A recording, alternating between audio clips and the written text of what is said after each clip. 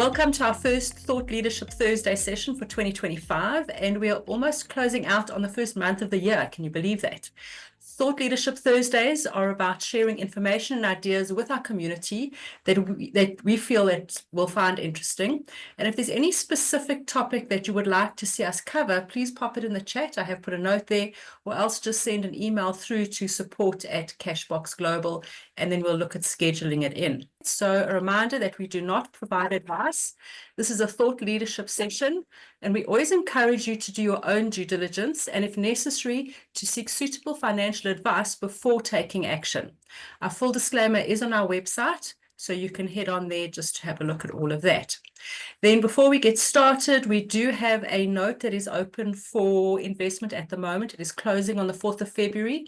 It is the Societe Generale Bank's note. It's a growth note, and that has got a target return of 17% per annum with a number of features that are built in to help mitigate risk, and that the recording of that is available on the website. Otherwise, you can again pop a note in the chat for us to contact you, or else send an email through to support@cashbox.global.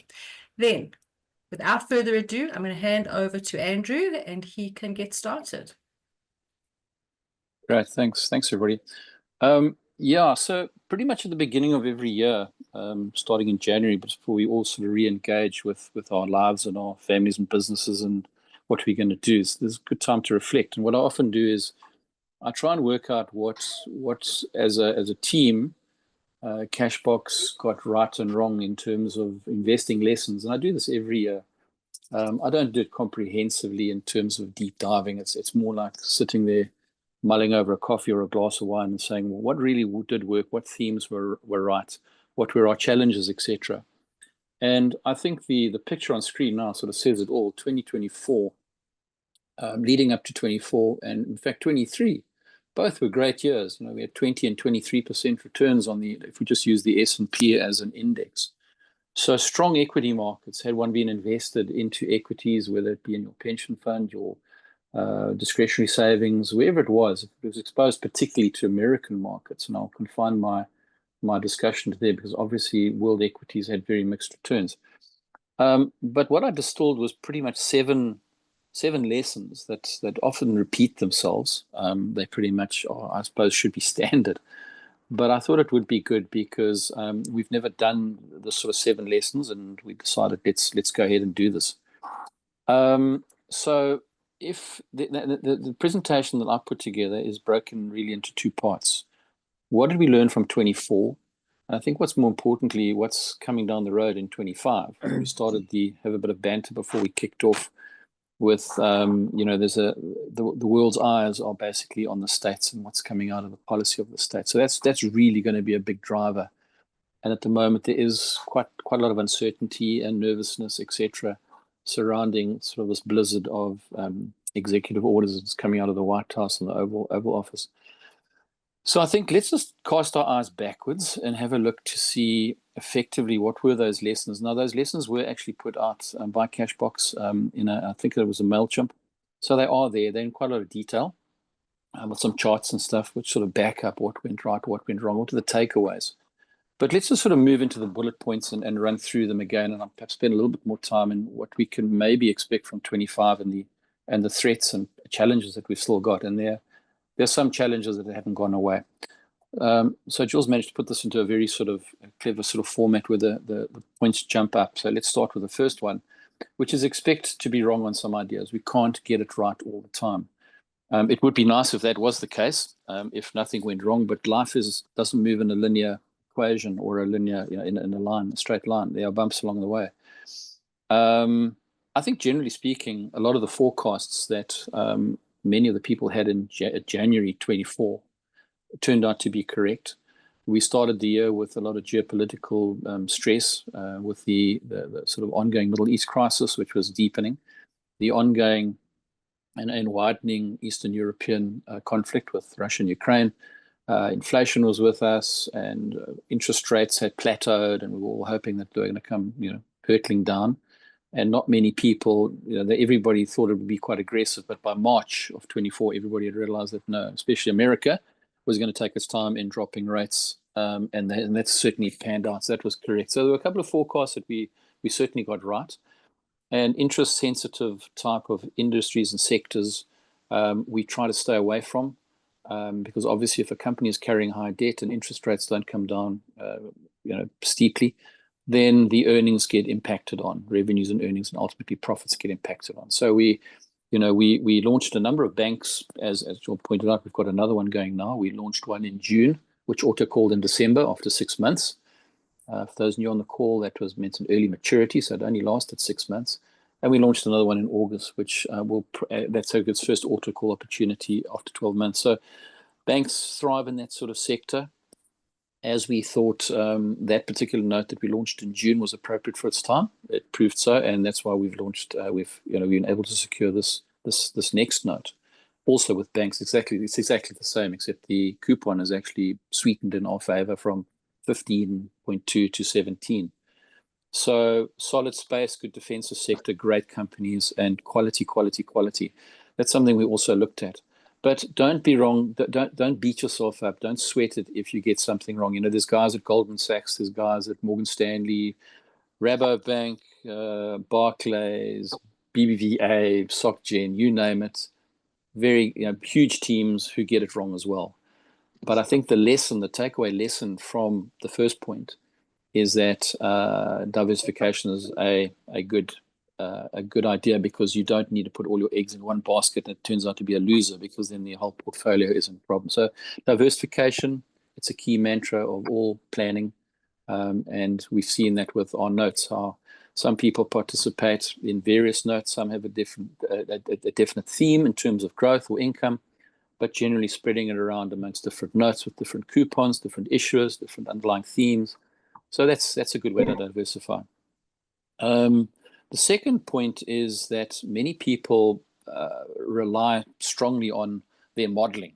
Okay, so models do work and theories work until they don't. Okay, so year after year, you can say this model's really panning out for me, and then suddenly it doesn't work. So models work until they don't. Can you foresee the model not working or becoming bulky and unwieldy? So yes, sometimes it's obvious and sometimes it's not so obvious. I'll give you a couple of very good examples where models didn't work last year for people who slavishly followed a model. And you'll see in my next part of the presentation, in terms of how do we plan for 2025, don't be slavish to a model, have fiscal discipline and stick to your program, stay the course. But if it's clear that it's not working, then change tack. It's not a problem. So by way of illustration, the bond rate, for example, I'm getting a lot of feedback, Jill. Is everybody muted? Oh, that's better. I think if one looked at causes for recession, a lot of people thought there'd be a recession in the United States in 23 and into 24. And they were looking at the yield curve through the bond market. Now, normally when a yield curve, what's called inverts, in other words, the longer term bonds actually start paying more money than the shorter term bonds, I think the other way around, then that's a sign for worry. And everybody predicted that it was going to happen because it inverted. And what happened was it didn't actually work. Didn't invert. And the recession didn't come along. Various others. There was a poll that has got the last 10 American administrations right in terms of who was going to win the electoral race. They got it wrong this time, and so on and so forth. So, the takeaway there from that is that don't be slavish to it. If you can see it's going off kilter, reassess, have a strategy. The other thing was that in terms of recessions, we also felt that certainly going into the second part of the year, even though we had a bit of an imperfect storm with the Bank of Japan raising rates and causing all sorts of drama and with worldwide equities, it felt that the sort of economy, because we had a soft landing and missed the recession, if I can call it that, was that most analysts felt that the inflation was coming down, interest rates were slowly being ratcheted down, the handbrake was being let down, and overall, that's good for equity prices. And it's got a bit of a nickname. It's called the Goldilocks economy. So, as per the children's story of the three bears, the market is not too hot and it's not too cold. It's sort of, I won't say it's just right, but it's somewhere in the middle. And often in those circumstances, the lessons you take away from that is that when you're not expecting too much and you overproduce, or you overextend yourself and you have a great return, then the upside is very pleasant. So over-promising and under-delivering is what you don't want. Over-delivering against a sort of a lukewarm economy and a lukewarm equity market is actually very good. And we saw that in a number of different sectors. So that was something that it was certainly a good lesson to learn from. Moving ahead, we've mentioned volatility and the next point, which is something we live with on a daily basis. Life doesn't move in a straight line, as I've mentioned. And this you'll see also comes in the second half of the presentation, where volatility is actually, for some people, it's a very good thing. So if you're a hedge fund manager, you need volatility to make money, okay, because you're playing various positions. You're not a long-only sort of manager in terms of holding and then waiting for value to emanate. But volatility is often a good time to take advantage of aberrations in the market. It might be a pricing aberration. It might be a short-term issue. And we saw a number of those last year where it presents itself the opportunity to say, well, wow, I can get this company at prices that I could previously only get sort of a year ago or 24 months ago. So those need to be looked at. And when we structure notes, obviously we can't look for, we don't know when aberrations through volatility are going to occur. They might be man-made through a geopolitical event or somebody flying a plane into a building, or etc. We don't know when that's going to happen. But certain things you can forecast. So, things like interest rates. It's going to cause volatility in companies that are carrying a lot of debt, who don't have a big balance sheet to service that debt. Those type of companies are going to be more susceptible to that. And when we structure the notes, if it's a 4-year note, we try and look at the cycle of that note as if it's relevant now, it resonates now. Has it got the protection built in to make sure that it will be in a position to return capital and or growth in the income over the term that it is structured? So we're not looking only at a short term, what's going to happen if Mr. Trump says there's tariffs. He's got a 4-year term, very much like many of our notes have got a 4-year term. How's it going to play out in the future? And I'll take you a little bit deeper into that point and how we see it playing out in the 25 sort of projections. Looking ahead, what worked very, very well last year was the semiconductor industry. So that's all your AI companies, your tech companies, and the associated industry in that sector. It's also related to another point that we'll get to shortly, and it pops up again in the 25. Because everybody was saying, the semiconductors, the so-called magnificent seven, when will they run out of steam? Are these valuations stretched to a point that we can't say they're worthwhile staying in? And when I talk about cyclical, many analysts have said, well, semiconductor industry. So these are the guys who make the little wafers, the semiconductors, microprocessors that go into computers, into gaming, into Bitcoin mining, you name it. It's the computer, software, hardware stuff that they actually manufacture.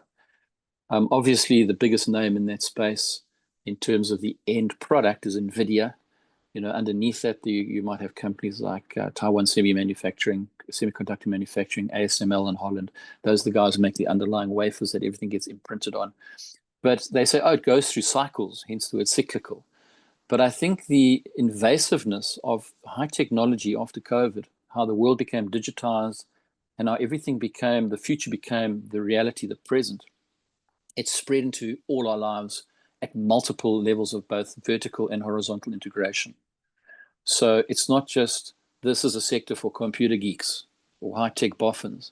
It touches everybody and everything, whether it be energy, whether it be automotive, whether it be communications, cyber industry in terms of cyber attacks, etc., the defense mechanisms. It's no longer really cyclical. It's become more mainstream in terms of it doesn't work in cycles. It works all the time for us. And we saw that, and we'll have a look a little bit more at the value and the premium people should look at. Let's have a look at this one. Last year we saw 0.6, the lessons. We had a number of what's called meme stocks, and you had guys moving the markets substantially. So you had traditionally what's known as short players, people who come in and bet against a particular company and pour huge money, and they have a hosepipe of money. They aim it at a stock, and it either accelerates the stock to ridiculous valuations, which nobody can actually justify, or it will sink a stock in terms of if they pull the plug on it and it hemorrhages all the money out. And it's done on sentiment and hype. Probably one of the most famous ones was GameStop last year. You were getting 250% increase in like a week or something. A small company, but they were targeted, and it actually got to the attention. This type of investing has reached the SEC, the Securities Exchange Commission in the States, in terms of they needed to control it. They're still looking at it, and it rears its head from time to time. But you need to be able to justify why you're paying so much for a stock or for a sector or for a mutual fund, a unit trust, a hedge fund, whatever, ETF, whatever it might be. Does it make sense? Do they add up? And if you can't justify that, then what if you can't work out your justification of it? How do the directors then and the shareholders keep pouring money into it? That needs to be looked at. So we stayed away completely from those boom bust type of scenarios. It's not our zero to hero. We haven't got that sort of aura, or we don't want that aura amongst us. There's I think in the last bullet point, slow and steady wins the race. And we believe that, not that we're dull or boring, but believe you me, if you have a look at this latest banks note and you look at the actions of one of the banks there, I'm sure they might make a movie about the global shark of finance who heads up UniCredit. Very, very interesting guy. So let's move on to the last one, if you don't mind. And that is that premiums can exist for a long time if you have quality. Now, I don't know how many webinars I did last year, or we did last year, but I always harp on about moving towards quality, understanding and interrogating, doing your due diligence as you should as an investor on the rationale that we produce, on the notes that comes out through our structures and through the bank, trying to identify, does it fit in with your rules in terms of what you're trying to achieve? Does it fit in with the advice that you're receiving? Does it make sense to you in terms of the rest of your portfolio? And we definitely, from a company perspective, we would rather invest in household names, big companies, big balance sheets, because we're not looking for out and out, unmitigated, uncapped growth. We have a contract that will limit the upside and will protect us on the downside. Now, that's actually called asymmetrical investing. Okay, it's a term that I'll just discuss right at the end, because it's a very important, it's not ego, but it's a very important emotional quotient, EQ type of concept of understanding. And it underlines, it's drawn through every single note. We protect the downside, but we have to limit the upside because of what we're paying for that protection. So a very important point. And quality does exist. I mentioned the Magnificent Seven, the big tech stocks, 0.5.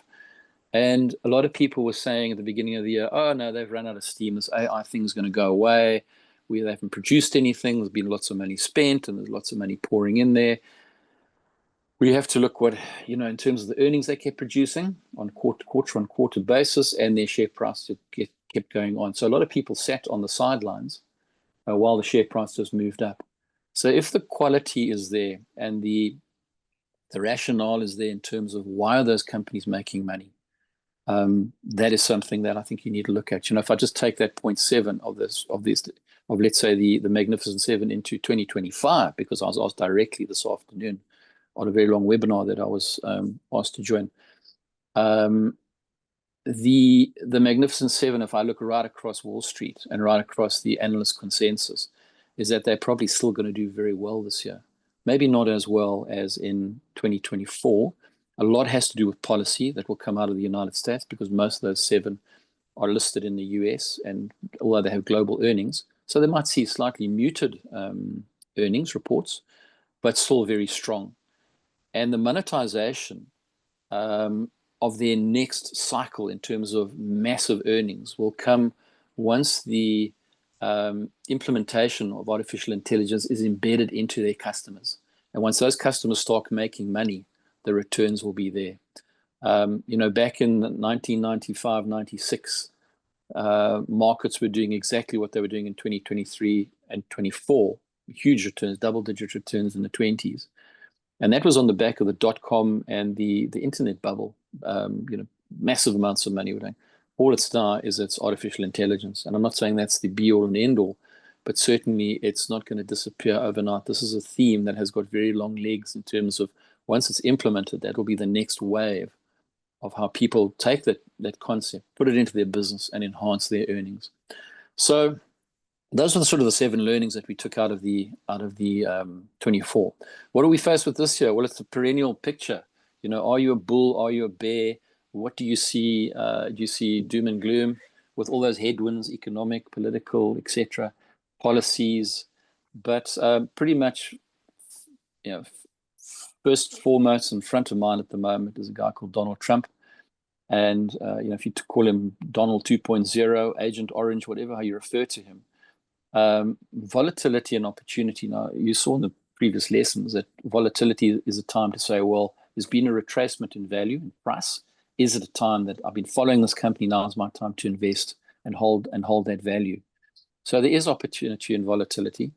Cashbox as a company in March 2020, you know, we'd seen, in fact, it was today, the Chinese government closed down Wuhan, the city where the outbreak of COVID first started, supposedly through a wet market where they were harvesting bats or something. But if you can believe that, but it's 5 years now. So we all saw what happened to the stock markets around the world. They got decimated. Our lives changed as we know it irreparably and irrevocably. We are here today, and we're still on that sort of roller coaster to a large degree. Some of us trying to catch up with the changes that have happened. But again, you know, we were investing in value at that stage, and we had so many order calls. I mean, Chad can confirm this. We had so many order calls in the first probably 18 months of this company's life cycle, because we were coming off such a low base, because there'd been that huge opportunity through the volatility experience. And I think we're going to see some of that. I think Jules said, you know, buckle up. And I think to a degree, we're going to have bumps along the way.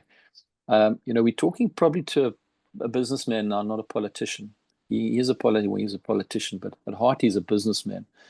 And let's have a look at the next slide in terms of what I've extrapolated in terms of, we're talking about the world's biggest economy here, the world's biggest financial markets, the world's biggest stock markets. And simply put, what would it mean if US policy changes? And this is pretty much global, but there are some pockets which just applies to the States. So along the top, the 4 main columns are divided into tariffs, immigration, fiscal policy, and deregulation. Those have been candidate Trump. Those were his big electioneering sort of hot buttons, if you want to call it that. That's what he wanted to win votes. Now he's not president, not candidate anymore. So let's see how they would affect across the sort of major equity spaces. So this is really, I got this out of Charles Schwab, US, a big asset fund manager. I've got relationships with. You look at US large cap companies. So there's a large, big sort of Dow and S&P 500 companies, the smaller capitalized companies, US fixed income, UK, Europe, APAC, which is Asia Pacific, equities, emerging markets, which is, you know, the sort of markets like South Africa, Brazil. They call it, if Russia's still emerging market, I don't know. Real estate, infrastructure, and so on. Let's just so you get some idea how this works and how it affects our thinking.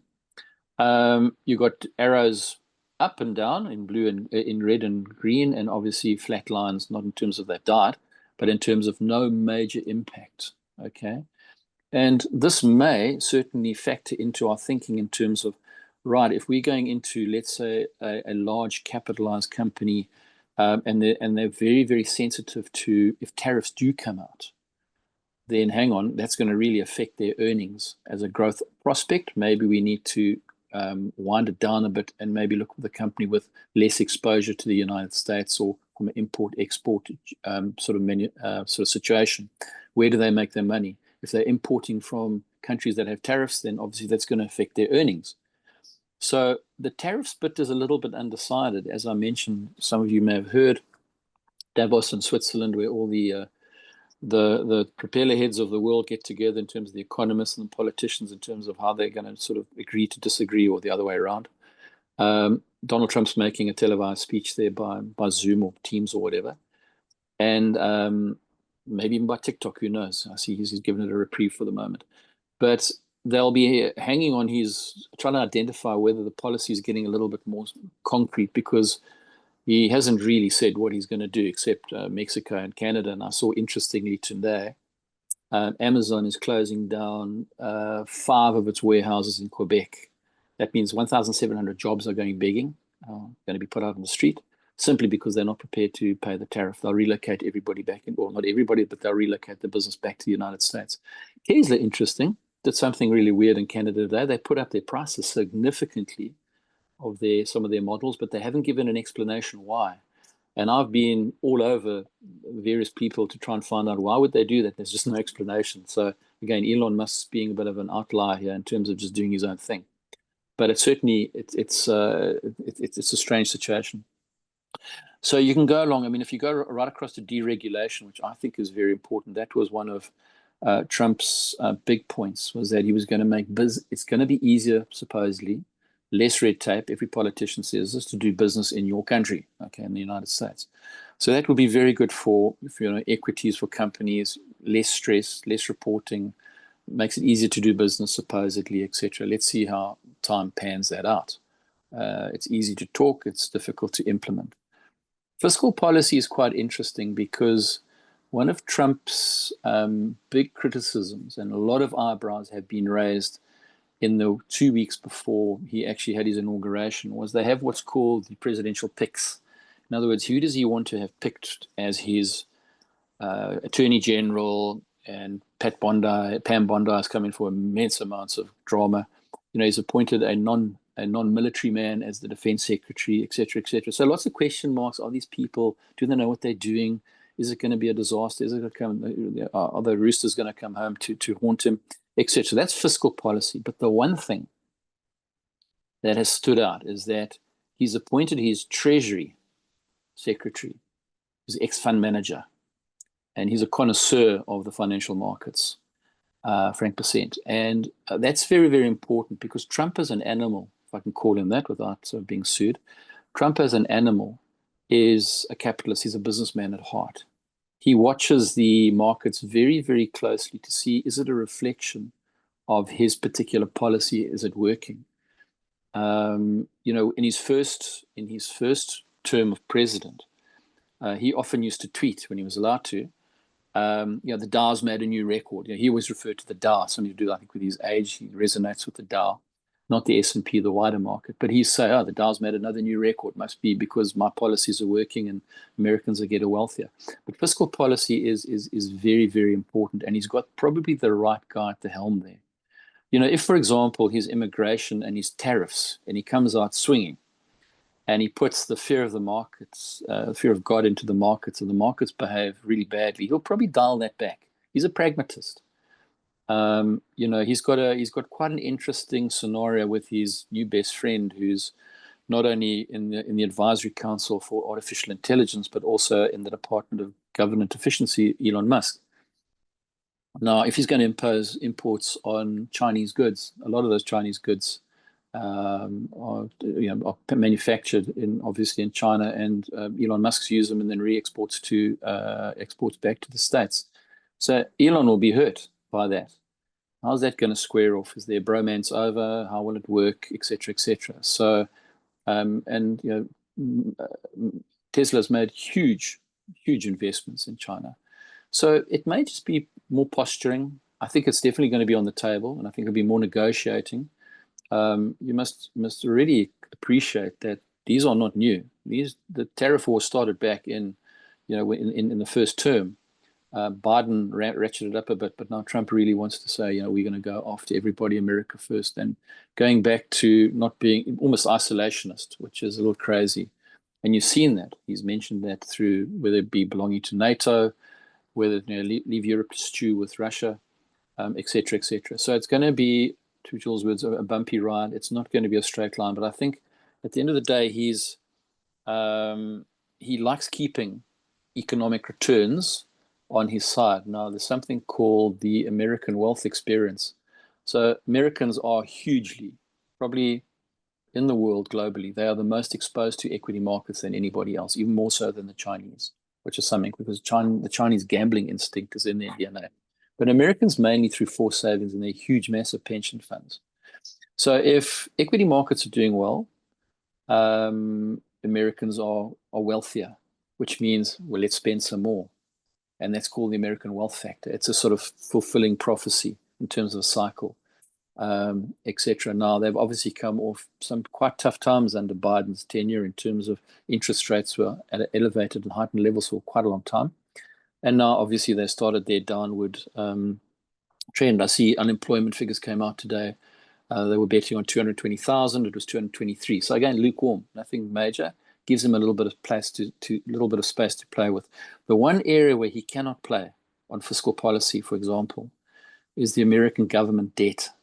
There's no space for him to say, right, I'm just going to cut taxes as he did say in his as candidate Trump. I'm going to slash taxes. He can't do that. He needs as much money to pay his government employees. They have this burden, and they call it kicking the can. Every year they kick it down the road. No, he hasn't got much room to play there, but he has said there's going to be a lot of tax cuts. So that's going to be interesting to see how the one plays off against the other. Without being derogatory, the Labour government, or the Labour in opposition, said exactly the same. They said once we take power, there will be tax cuts, there'll be this, there'll be that, there'll be next thing. The Conservatives lost, and what have the Labour done? They said, oh no, we're going to have to put taxes up. So, because we weren't told how big a fiscal problem there was in the government's fiscus. So there's always, it's politicians, can you trust a politician? Maybe as far as you can throw them. But it's going to be a very interesting situation. So what does it mean going forward? I'm aware of the time. I don't want to rattle on too long.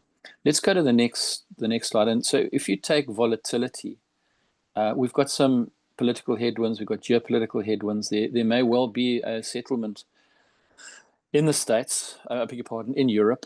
There seems to be a very delicate and tentative sort of ceasefire. It's not peace, it's a ceasefire in the Middle East, but the seeds are there to potentially grow into something that is sustainable. So I've called this sort of short-term macro views create more reliable long-term outcomes. So some of the small building blocks, you can't say where we're going to be in 2035. Will electric cars be the norm and there won't be any more gas cars? You need to do it incrementally. It's like eating an elephant a bite at a time. And I think one of the sort of training, educational mantras I put onto, for example, even my own children, I said, if you can see what's in front of you, deal with it. And you're going to reach your goals more consistently, as opposed to saying, well, I know there's 5 goals in front, but I really want to get to goal number 6. Or, there's 5 in front of me, I want to get to goal 6. And I think that's the folly of youth. They want instant gratification. They want to go straight to 6. They need to learn 1, 2, 3, 4, 5 and make some mistakes along the way. So again, you're not going to get everything right. Some things will go wrong per lesson 1 of 24. But I think more consistency will come around by having a short-term view on stuff, and then how does it factor into, to say, the next 4 years, like a note. Let's look at it now. It might make sense now. Could it really go off the rails in 2, 3, or 4 if it hasn't auto-called, for example? The next point, I think, be nimble and flexible. And this is a generality in terms of one's portfolio, but never have all your assets in one sector, one allocation, or even with one fund manager. I think spread them around. It's like having more horses in a race to get a smoother outcome. And have nimbleness and flexibility. So if there is an opportunity through volatility of buying something, you don't want to have to go and say, where do I get the cash from? I've got to go and sell something now, and it might not be the right time. Leave yourself some liquidity. Be flexible, both in terms of your thinking and in terms of financial resources to allocate to an opportunity. Or maybe there may be a slight calamity, and again, you don't want to be in a position of saying, well, I need to exit a position or abandon my position or my thinking. I think certainly the next point, it's we probably will sick to death of it, but unfortunately it's something that does make the world go round. Inflation and interest rates, because the two are inextricably bound. And it is public enemy number one. And I think a lot of people say, well, I ask a lot of people, I said, what are you aiming for when you're investing in a structured note? What are you aiming for if you're investing in Bitcoin or ETF What is your generational wealth? What is your wealth that should be behind the moat, behind the castle walls? What are you looking at from a performance from those various ideas? Some will say, I just want to beat inflation. Some, I want to beat inflation plus 4%. So this is my benchmark. That's my benchmark. You need to actually understand that overall you'll get, depending on your weighting, of how much is in which area, depending on how aggressive you are, defensive, your timelines in terms of your investing life. You need to identify what is going to produce for you and what's going to protect your outcomes as well. And that's where I think certainly structured notes have a place in portfolios to add to that diversification, not to just be long in unit trusts or equities or bonds or something like that. Mix things up, have a look to see, does it make sense to you? Interrogate it. And the fourth one is I'm not making light of any situation, but we wake up on a daily basis bombarded by social media, whether it's visual, whether it's print, whether it's electronic, whatever we're looking at, there is what we call a lot of noise out there. And I think if you had to suck this all in, you'd be so busy analyzing, reading, and digesting that you wouldn't make any decisions anyway. So you'd just be sitting on the sidelines, and that's wrong. So Chad actually came up with a very wise and I think very cogent summation. We were doing our strategic planning at the end of last year, and he said, looking into 25, we are going to have some volatility. And he asked me the question, he says, what are the sage investors doing? So in other words, what are the savvy, the guys with massive investment teams behind them, these huge family offices, etc., the big asset managers, what are they doing with their money? Where's the clever money going? Is it just all being pointed and sprayed at the market? Or are there allocations that are being carefully thought through? And I think sometimes you're going to make mistakes. Stay the course, be financially and disciplined in terms of your plan, in terms of the outcomes and the payoffs that you've designed. You're going to have bumps along the way. Don't just bail out at the first sign of a problem because it might be a short-term problem. Understand what the problem is. It might be the resignation of a managing director, it might be the replacement of him, it might be a new investor coming into a business. And that's why we constantly are looking at businesses to understand, are there any inherent risks in those businesses that we need to be aware of? Obviously we can't change it because we're not an investor in those companies, but that we're using them as a reference.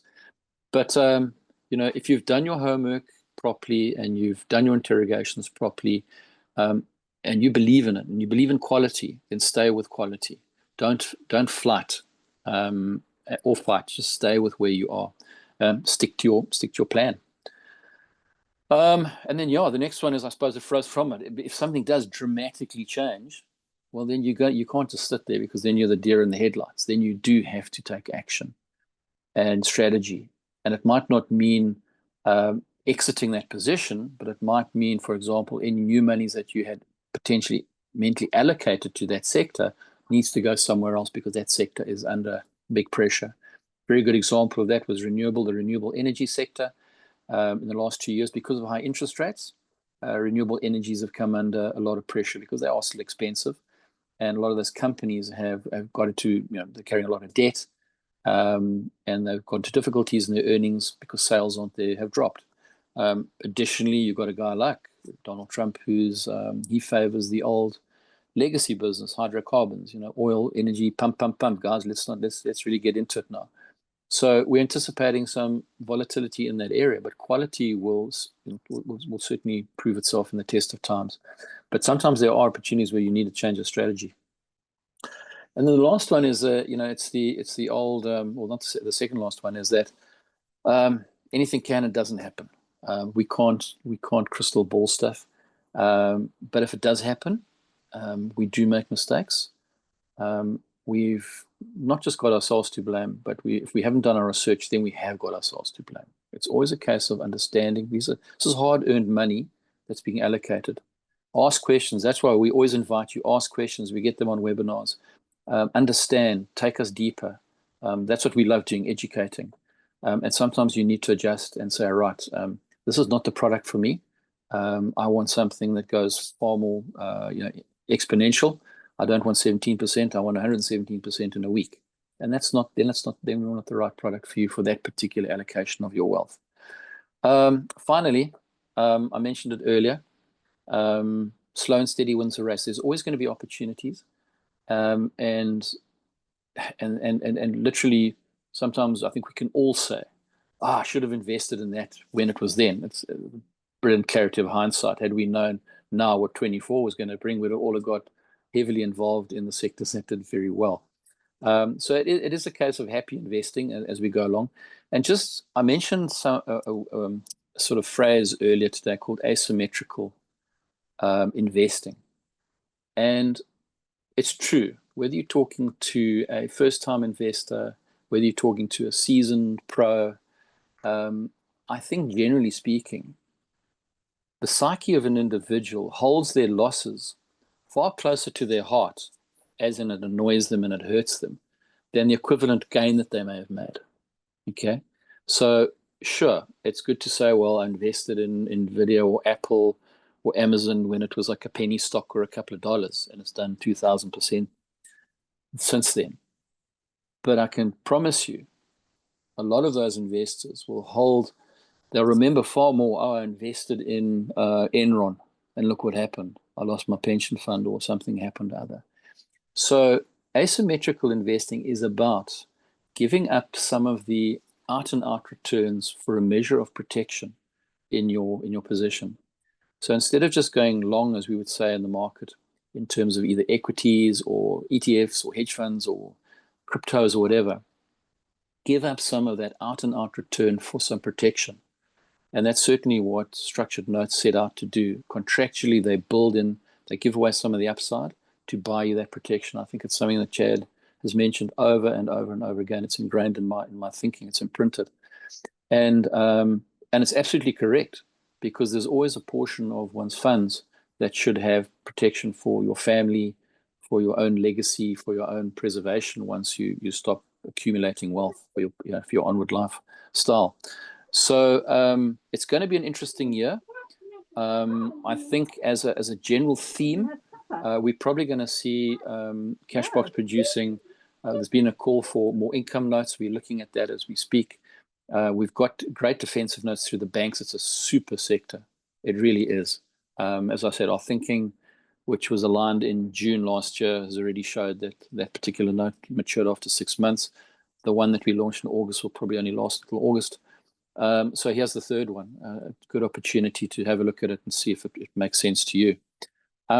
And I think with that, Jill, I don't know how many minutes I've expended. I don't have a clock on me, but I think that's me in terms of slides. Awesome. Thank you so much. And I think what we'd like to do now is open for some questions. So if you either want to raise your hand or just jump into the chat, fire away. I think Andrew's covered quite a few interesting things.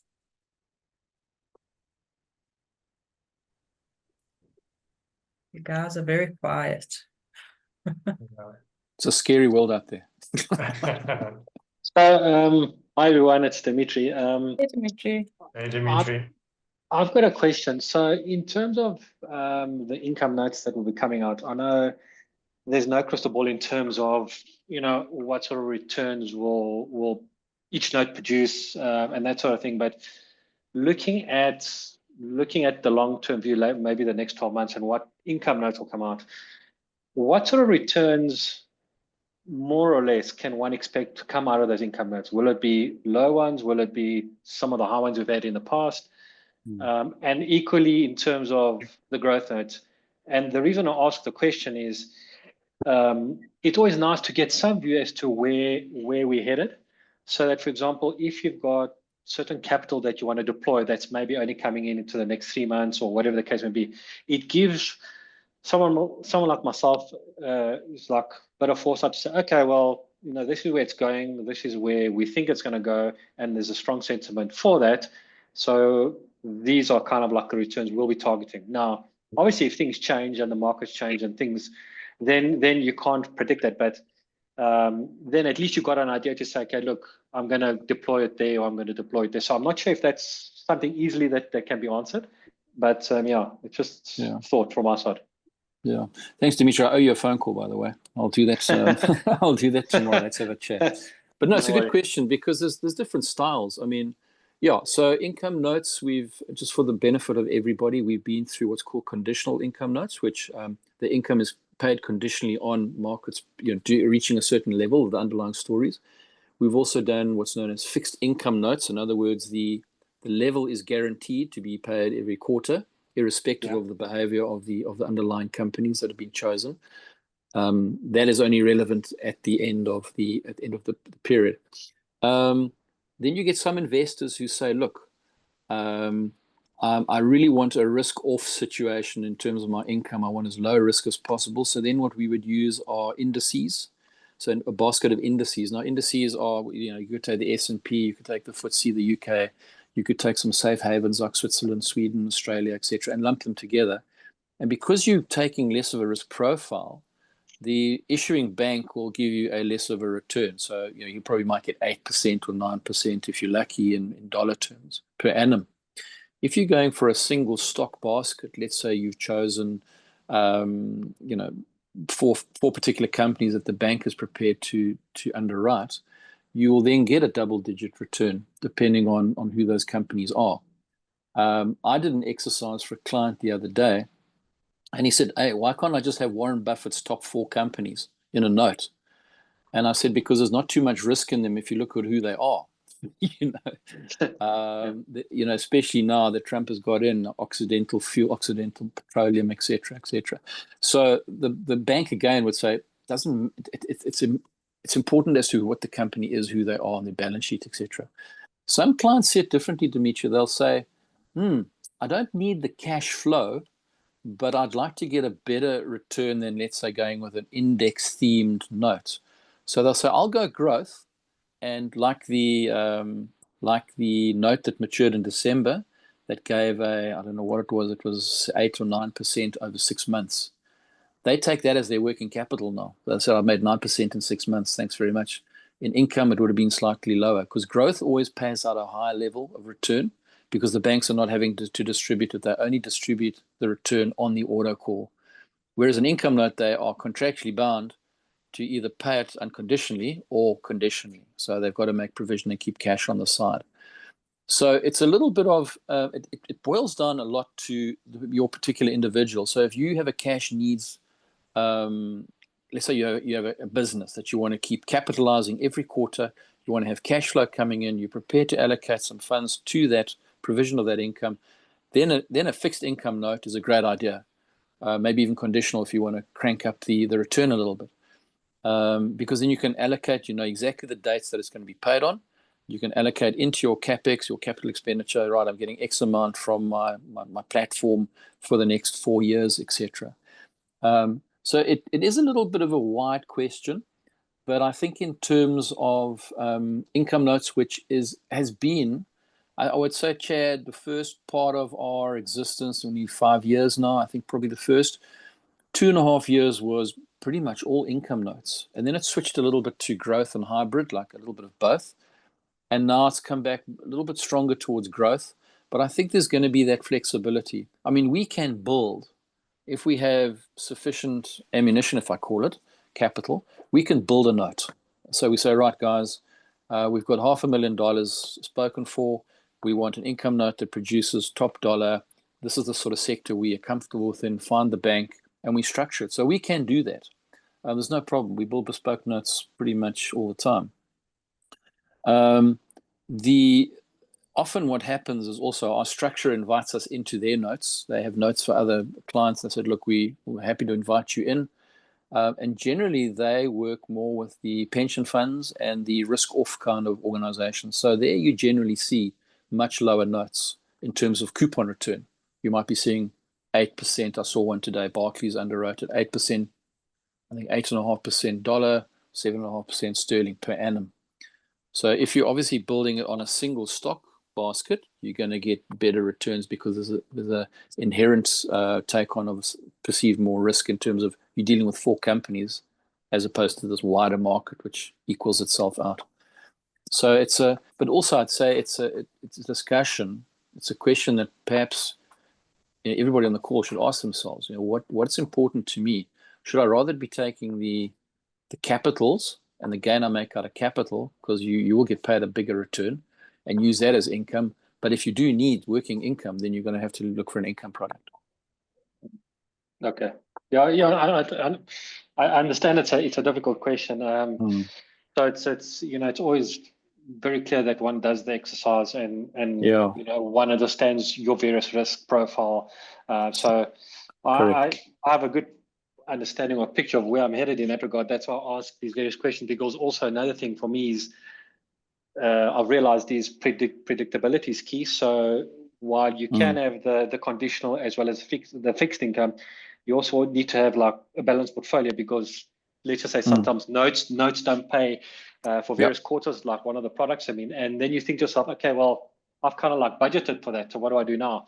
So Exactly. so I look at it from a holistic point of view. So, but yeah, we'll have a chat more personally. But yeah, thanks for that response. Perfect. And I think that also comes down to diversification across notes and across sectors. And I think that's quite an important thing. And then, Andrew, we've got a question from Archie. Is there anything that we will be doing differently this year based on 2024 lessons? Yeah, well, it's still early in the year, Archie, and I think one of the problems that we've had is, well, not problems, but one of the forecasting issues has been this wait and see from Mr. Trump. I mean, if we can be one of the lessons, actions of 25 is be nimble and be flexible, and in as much as that we've got from our own strategic plan and we've got ideas of where we want to go, we're a company that is nimble enough and light enough to actually change our forecasting quite quickly. So I think if certainly we have got income, for example, on our radar very strongly, and I think if something dramatic comes out of American policy, for example, in the next couple of weeks, might even be in the next few days, which impacts heavily on that, we might learn the lesson and say, okay, hang on, is this going to cause volatility? Is it short term? Is this just a bump in the road, or do we stay with our quality? I think we're always looking for new opportunities. We have had a number of repeat issuances. I mean, the bank's issues, we've had, I think, 12 issuances over the last 4 or 5 years. They've all performed exemplary. None have run to term. They've all auto-called. They've all produced. They've all been growth notes. So that's been a sort of a tried and tested. But that doesn't mean we slavishly, as I said, models can go wrong. So again, we keep looking not in the rearview mirror, but down the road where the headlights are saying, where are the bumps and what can we do to sort of smooth that bump in the road out? And is there opportunity in it? That's the most important thing. So it is quite a fast moving, we've got some fixed ideas, but if there's an opportunity that comes along, we'll definitely do so. I think what I'd like to do this year as well, we've got some pretty aggressive, I won't say aggressive, we've got some pretty, especially out in Australia, we've got some clients who like risk. And we did a crypto note last year, beg your pardon, 2 years ago, which was absolutely, it was a roller coaster in terms of being in it. They accepted the risk involved. I think, Chad, they had a 70-odd% return over, I think, 2.5 years. It was supposed to be an income note, and it got rolled up through the memory. And when it did hit, it paid 72, and it auto called at the same time. But I think what we'd like to do is also, do some shorter duration notes. In other words, not a 4-year note with an auto call, but maybe a fixed, maybe a 2-year, or go for a conditional auto call with a much shorter period, maybe in a volatile sector. I'll give you an example. We have done this before, post 2020. Because the world went into lockdown and nobody was moving around, travel was stopped globally. What that meant was global oil supplies, reserves just barreled up and they didn't know what to do with it. So the oil price just absolutely collapsed. The oil futures price, they were trying to pay you to take your oil away as a supplier. And we sort of thought, we looked at this and we thought, this can't go on forever. It's an anomaly, it's an aberration. It's totally, this is not going to last for very long. And we structured a note with a French bank. It was heavily subscribed to. We had an amazing coupon. I think it was 1.5% a month. It lasted 9 months. So, you can work out, it was about a 14% return in 9 months in US dollars. but that was based on a technical anomaly in the oil's future market. Did people understand it? I hope everybody did what they were getting into, because they got this fantastic return. And they said, can we go again on the same thing? We said, no, the opportunity's passed. So we're going to be hopefully looking for these tactical opportunities, which may mean slightly more risk on, but you go in, and if the aberration smooths itself out, then you should be able to get out. Also, some shorter term notes, as opposed to fixed 2-year or 3-year or maybe even 1 year. The problem with shorter term duration notes is that the bank gets very skinny with what it wants to give you, because they can make that. I mean, you must imagine we're giving our money to that bank, and they go and do something with it. At the current levels of interest rates, they're attracting money still quite easily. So it's when interest rates are really low that the banks start putting the premium up for us. So it's been quite tough with high interest rates, because the banks are being greedy. They said, well, we don't have to offer you guys a big premium. It's coming to us anyway. So that's what the bank's business is, attracting money. So as rates fall, we'll start seeing them sharpen their pencil and get a whole lot keener in terms of the coupons they're going to give us. Right. And then Archie wanted to know, plans for another crypto note? We've got so many guys who are shouting for crypto. I think we will have to look at it again. As I said, we've got a big community. So the last note, how it was structured, was we looked at 2 crypto digital asset mining companies, Right Platforms and Marathon. Just 2 companies, but it was linked to the digital coin. It was linked to Bitcoin as an overriding price. So effectively, if Bitcoin went up, these companies went up, and vice versa. And it was a heck of a roller coaster. A lot has happened since then, obviously, in that space, in the digital asset space. And again, Trump's policy is that he's all in favor of deregulation, of putting crypto into the mainstream space. So that may very well be a great opportunity. You've seen institutional take up through the ETFs, the spot ETFs in the States. There's a number of them now. They've attracted huge amounts of money. And I think the guardrails on that particular roller coaster they are being put in place. Beforehand, they weren't really in place. So we've had some dramatic failures in terms of managers, and hopefully that's behind us now. You got Musk, who's obviously with his Doge. I still don't understand how it's the 7th biggest cryptocurrency in the world at the moment. And again, I question myself, how do you value these things? If you can't value them, if you don't feel comfortable with the valuation methodology, then you should be asking those questions.